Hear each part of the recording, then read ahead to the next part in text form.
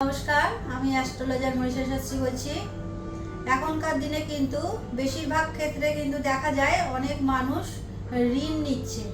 ঋণ নিয়ে কেউ হয়তো ব্যবসার কাজে লাগাচ্ছে, কেউ হয়তো বাড়ি করার জন্য নিচ্ছে, বা কেউ হয়তো দেখা যাচ্ছে তার শৌখিনতা পূরণ করার জন্য গাড়ি কেনার জন্য নিচ্ছে।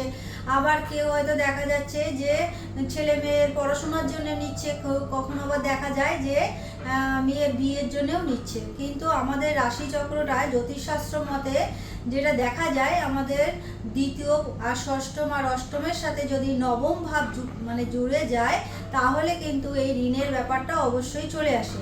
কিন্তু ঋণ নিয়ে সেইটা কিন্তু শোধ করার দরকার। যখন আমরা দেখি যে আমাদের রাশিচক্রে অশুভ কোনো দশা চলে আসে, তখন কিন্তু এই ঋণ নিয়ে ভরাডুবি হতে দেখা যায়।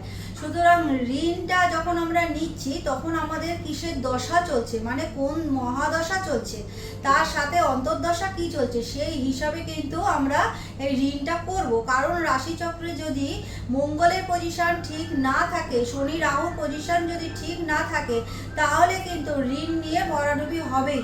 তা সেখানে যদি মঙ্গল গ্রহটা দ্বাদশে থাকে, তারপরেও নবমে যদি থাকে শনি আর রাহু, তারপরেও যদি এই সব গ্রহের পাশে, আসলে কিন্তু নক্ষত্রটা দেখতে হবে, এই সব গ্রহের পাশে কি নক্ষত্র আছে, লগ্নটা কতটা স্ট্রং, লগ্নের সাথে যদি দ্বিতীয় ঘরের বা দ্বাদশ ঘরের কানেকশন হয়ে যায়, তাহলে কিন্তু ইনকামটা যেটা সঞ্চয় হবে সেটা কিন্তু ব্যয়ের জায়গায় চলেই যাবে।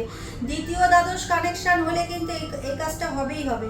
সুতরাং আপনারা আপনাদের রাশিচক্রটাকে একটু দেখে নিন, দশাটা বর্তমানে কি চলছে, অন্তর্দশা কি চলছে।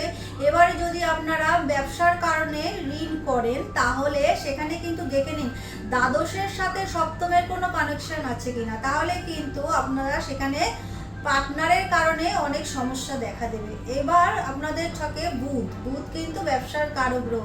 সেই বুধ গ্রহ কোথায় বসে আছে, কোন ভাবে বসে আছে, কার নক্ষত্রে বসে আছে, কার সাথে সংযুক্ত আছে, বুধের সাথে রাহু নেই তো, তাহলে কিন্তু ডিসিশন ভুল হবেই।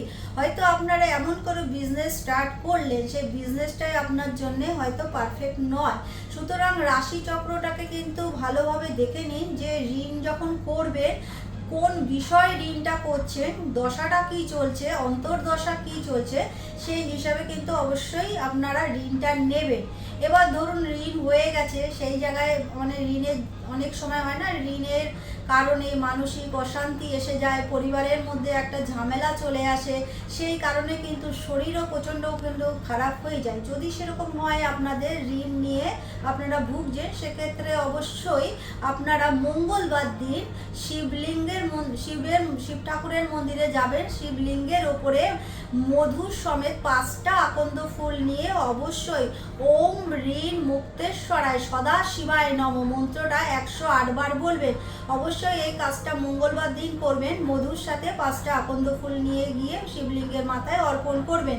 আর ওই মঙ্গলবার দিনই আপনারা আপনাদের বাড়িতে যেখানে বাস করছেন বা ফ্ল্যাটে বাস করছেন, অবশ্যই একটি তেলের প্রদীপ জ্বালাবেন, তার মধ্যে 5টা গোলমরিচ দেবেন। এতে কিন্তু আপনারা যে ঋণটার মধ্যে জর্জরিত হয়ে যাচ্ছেন, সেখান থেকে কিন্তু অবশ্যই দেখবেন সুফল পাবেন, ভালো থাকতে পারবেন।